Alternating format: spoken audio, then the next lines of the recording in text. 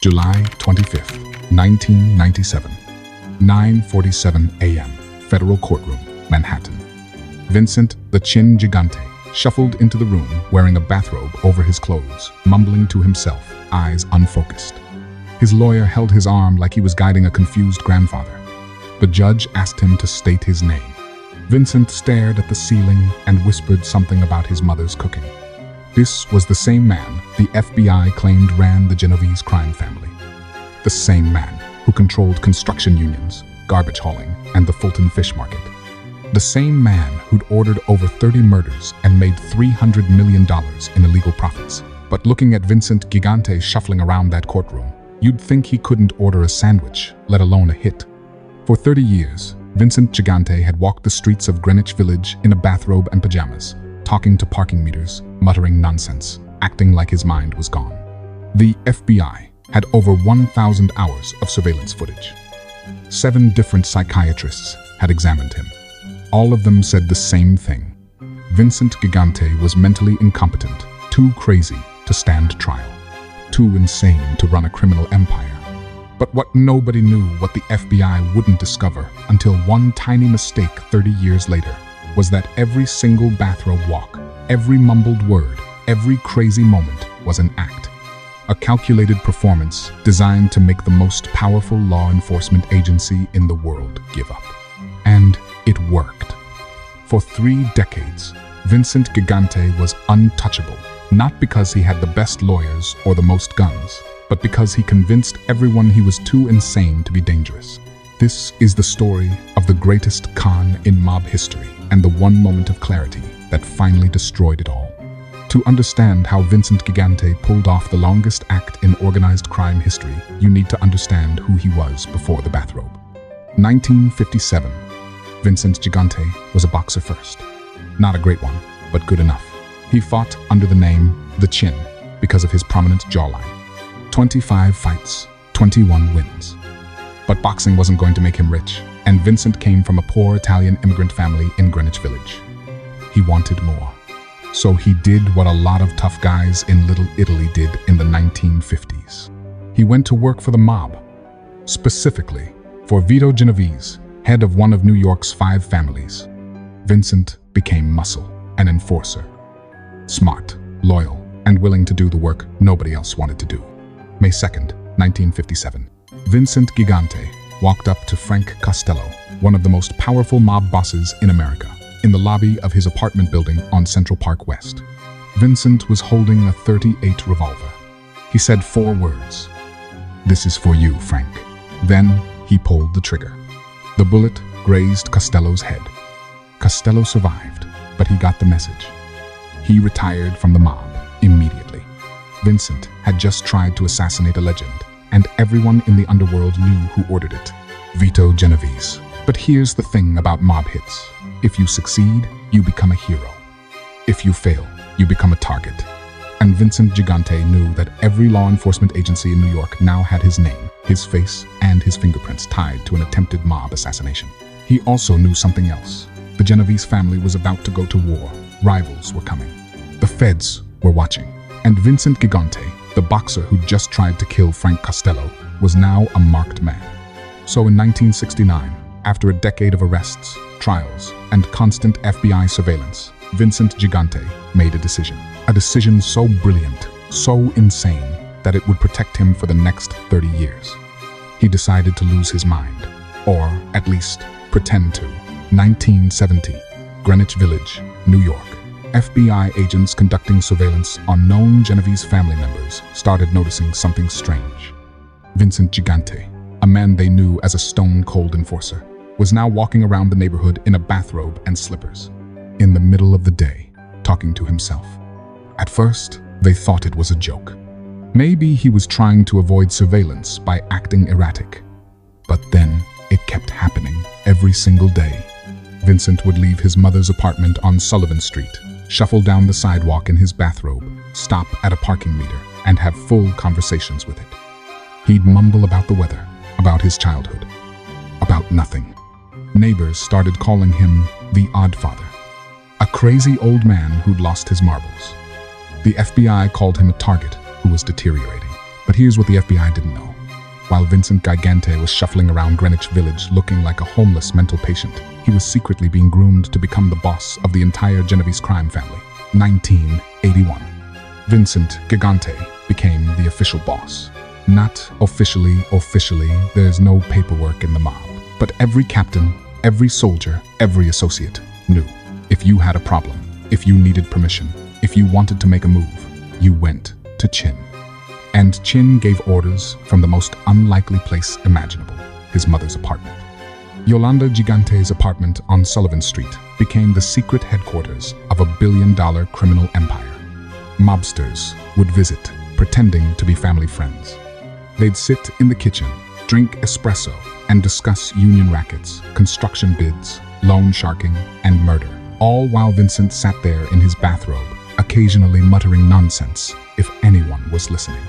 But the moment the door closed and the room was clear, Vincent Gigante was sharp, focused, cold. He'd discuss business with perfect clarity. He'd make decisions that affected millions of dollars. He'd order hits with surgical precision. And then, the second someone knocked on the door, he'd go back to mumbling about his socks. It was theater. Perfect, unbreakable theater. The FBI wasn't stupid. They knew something was wrong. A man who supposedly couldn't tie his shoes was somehow running the most powerful crime family in New York. So they did what the FBI does best. They watched, and watched, and watched. Over the next 15 years, federal agents compiled over 1,000 hours of surveillance footage of Vincent Gigante. They followed him to doctor's appointments. They filmed him shuffling to church. They recorded him wandering around Washington Square Park, talking to pigeons. And every single frame showed the same thing, a mentally broken man who could barely function. The FBI brought in psychiatrists. 7 different doctors examined Vincent Gigante between 1970 and 1990. All 7 concluded the same thing: severe mental illness, possible schizophrenia, definite dementia. This man could not stand trial. This man could not run a criminal organization. In 1990, federal prosecutors tried to indict Vincent Gigante on racketeering charges. His lawyers submitted psychiatric evaluations, showing their client couldn't even understand the charges against him. The case was delayed. 1993, another indictment, another psychiatric evaluation, same result: too incompetent to stand trial. By 1995, the FBI was ready to give up. They had informants saying Vincent was the boss. They had wiretaps catching other mobsters, referring to Chin as the man in charge. But every time they tried to prosecute him, the bathrobe and the mumbling and the psychiatrists made it impossible. Vincent Gigante had done the impossible. He'd made himself untouchable, not by hiding, but by becoming too pathetic to prosecute. But then, the FBI made one change, one tiny technological upgrade that Vincent didn't see coming. 1995.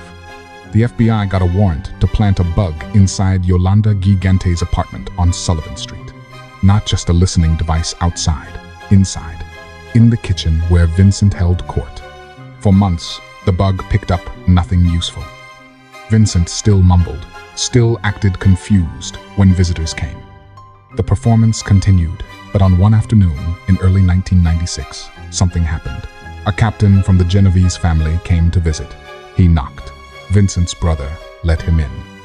And for just a moment, maybe 45 seconds, Vincent Gigante forgot he was being watched. The bug caught it all. Vincent Gigante, the man who supposedly couldn't speak coherently, was suddenly talking in clear, precise sentences, discussing a union racket, giving orders about a construction bid, talking about money owed, territory, power. His voice was sharp, focused, completely sane.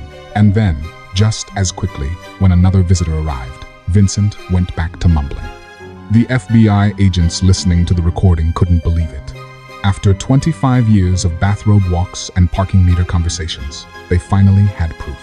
Vincent, the Chin Gigante, was faking it, all of it. June 1997.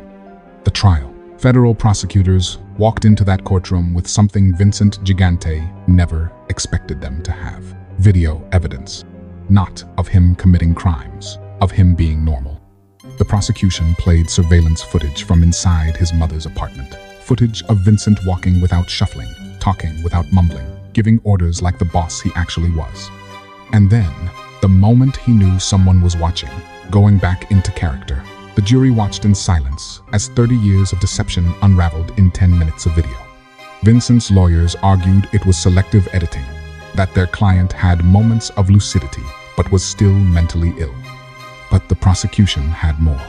They had testimonies from mobsters who'd flipped, men who swore that Vincent Gigante had been faking insanity for decades, men who described meetings where Chin was sharp, calculating, ruthless. On July 25, 1997, the jury delivered their verdict: guilty, racketeering, conspiracy, murder.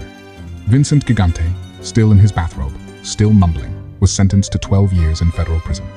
But here's the crazy part. Even after he was convicted, even after the con was exposed, Vincent Gigante kept acting crazy. In prison, he shuffled around in his bathrobe. He mumbled to guards. So night, he played the role until the day he died in 2005. Because that's how deep the con went. Vincent Gigante understood something most criminals don't. The performance never ends. The moment you break character, even once, everything falls apart. And for 30 years, Vincent never broke. Not in front of the FBI, not in front of judges, not in public. He only broke in private, in his mother's kitchen, where he thought no one could hear. That one mistake, that one moment of clarity caught on tape, destroyed 3 decades of deception. Vincent Gigante's story became legend in the underworld, not because he was the most violent boss, not because he made the most money, but because he understood something the FBI didn't expect from a mobster: patience. Most criminals want respect. They want to be feared.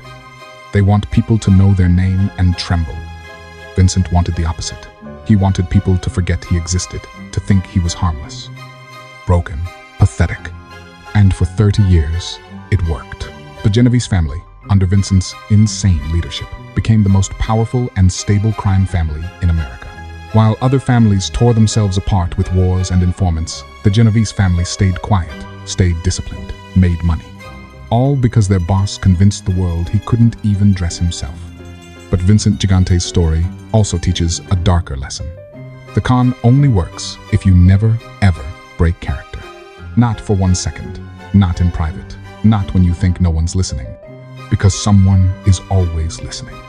Vincent Gigante thought his mother's kitchen was safe, thought 25 years of perfect performance had made him invincible. But technology caught up. The FBI got smarter, and one moment, 45 seconds of clarity, was enough to tear down 3 decades of lies. Here's the thing most people miss about Vincent Gigante. He wasn't crazy. He was the smartest guy in the room. He'd figured out the one loophole in the American justice system. You can't prosecute someone who's mentally incompetent. So he made himself incompetent. For 30 years.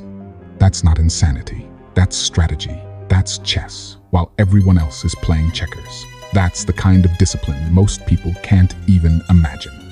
But even the best con has a shelf life. Even the smartest strategy has a weakness.